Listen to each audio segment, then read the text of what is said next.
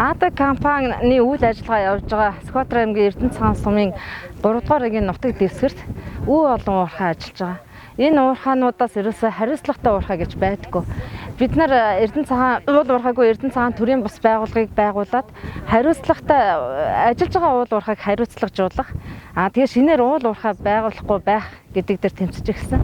Тэгээ нутгийн ард иргэдийн хувьд энэ АД компаниг анханасаа эсэргүүцэн анханасаа энэ уурхай үйл ажиллагаа явуулахдаа л багийн иргэдийн нийтийн оролцоогүйгээр цэвэр удирдлагын түвшинд асуудлыг шийдвэрлээд бүх бичиг баримт нь дээрээсээ доошоо явсан. Өөрөөр хэлбэл багийн иргэдийн нийтийн хурлыг хийгээгүй байж хуурамчаар протокол хөтлсөн, хуурамчаар одоо зөвшөөрсөн гэсэн өөр малчтад нүүрс өгнө гэдсэн нэрээр гарын үсэг цуглуулад тэгээд энэ уурхайг зөвшөөрүүлсэн байдаг.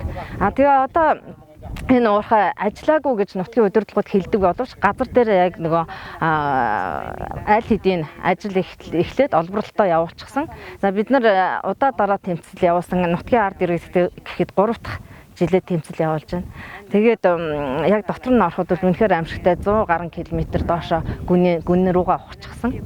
Ийм байдалтай байдаг. Тэгээд ерөөсөө багийн дарга болон сум орон нутгийн засаг дарга иргэдийн хурал нь 3 удаа хурал хийсэн байдгийг. Эхний 2 удаа хуралдахдаа за энэ бол хууль бусаа. Ерөөсөө бичиг баримтын бүрдэл байхгүй. Бид нар ажиллахгүй гэсэн хэрнээ ерөөсөө 10 хоногийн дараа л гів гэнтхэн бусад гэдэг заалтаар иргэдийн хурлаа зарлаад тэгээ иргэдийн хурал дээр эренгүүтээ ямар ч уул уурхай гэсэн нэр томьёо оруулахгүйгээр уул уурхайг дэмждэг хэсэг бүлэг хүмүүс төлөөлөгчдөө цуглуулаад 100% баталчихсан.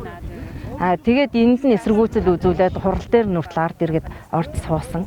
Тэгэнгүүт үгүй энэ уул уурхайн талаар уул уурхайг дэмжүүлж байгаа биш тухайн одоо хайгуул хийх талбайг хэмжиж байгаамаа талбайг одоо ашиглахыг зөвшөөрөл олгож байгаа. Гэх мэтчлэнгээр одоо алхам тутамдаа ард иргэдэд хуурч тэгээд өөрсдийн ард түмний төлөө биш нутаг орны төлөө биш зөвхөн эрх мэдэл бүхий хүмүүс өөрсдийнхээ ашиг сонирхлын төлөө яваад байгаа ард иргэд маш их бухимдаж байгаа.